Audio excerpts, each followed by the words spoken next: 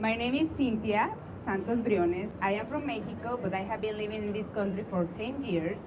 And my work is called Herbolario Migrante, that means migrant herbalism, and it speaks about how plants, herbs, and the knowledge around these plants and herbs have been migrated with us, with the Latino or Latinx diaspora from Mexico and from other countries of Latin America.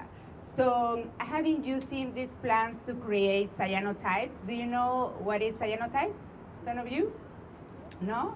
It's a photographic technique that was created in the 19th century by, and was used, it was not discovered by a woman, but a woman used it or make it famous.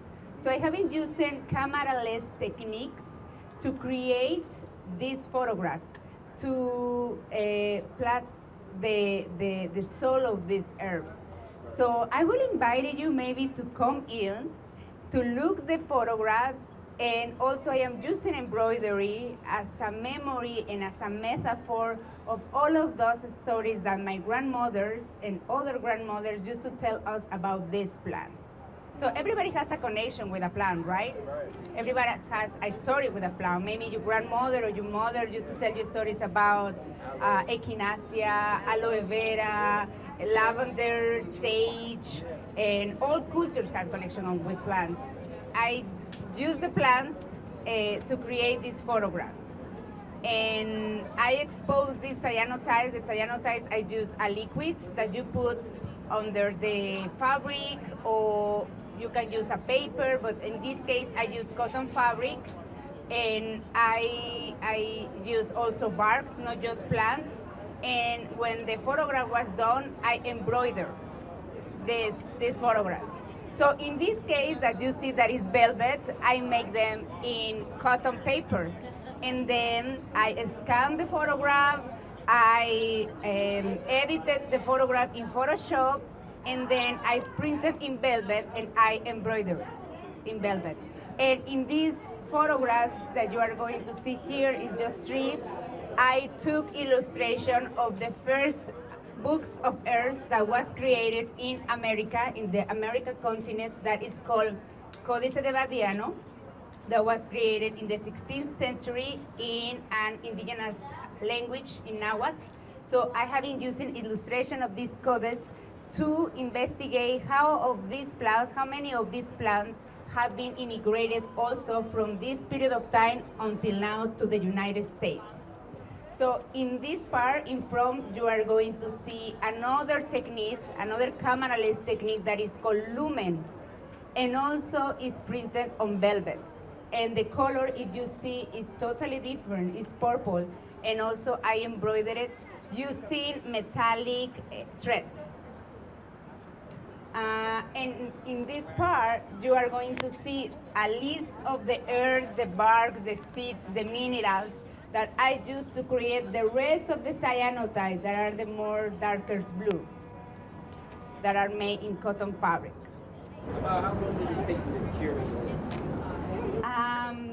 I think when I curate this, I came into the container. The container was painted in this. Some people said that is pink. I think that is lavender. And I wanted to be lavender because it's a plant that I have a really connection, and I love the smell also, and I feel it's really feminine. So I put the frames. I have this idea to put the plants also so the people can see or understand what is about this exhibition, and also to see how now in this context our plants are sold. Because when I was in Mexico or in other countries, you can find the plants more fresh.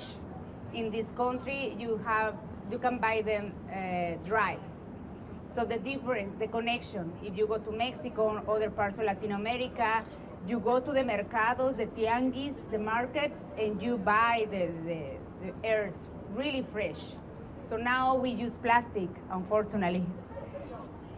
How long did it take you to perfect this process of cyanotype specifically?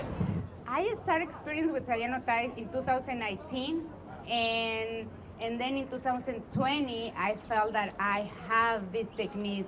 I haven't, experienced enough So it's always experimentation because to do it, you have to, you can experience with different materials, also with different kind of liquids. For example, you can use lemon, you can use the water of the sea to develop the photograph. So it's you never stop or learning. It's never enough. So you can always experience and experiment with this process. I think that in the beginning I was so literal. As you see in one of them is the leaf of the fig, and you can see and it's so literal. And now in the process of making art, I want to be more abstract. I want to be more oniric. So this is the path that I have been going through. How did you realize how you wanted the box to look? Basically, most of the times I see the space and I imagine I wanted to put, for example, the crochet flowers that in Mexico we call these flowers floripondio, that has a form of trumpets. So I wanted to put in the corner and also to use also another flowers that I made on crochet that is called cempasúchil, that is marigold, that we use during the Day of the Dead. And I put also this aloe vera that in Mexico we use it for the bad spirits to protect our houses. So I have been putting this to protect my container and all our energies that come every day to see this exhibition and clean, the vibe.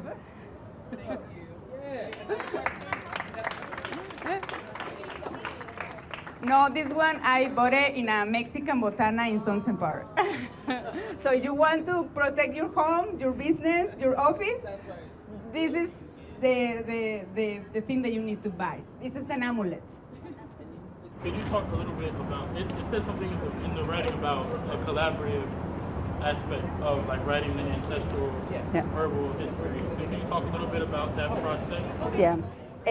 This project has a community component, so I have been facilitating since 2020 community workshops in the Mexican and Latinx communities around New York City. So in these workshops, I share my knowledge about photography, and in the workshop, migrant women mostly write about the knowledge that they have with these plants. How they use like lavender, or how they use epazote, or sage, or maybe mint. So they write the memories that they have or they brought from their own communities. All right. Thank you.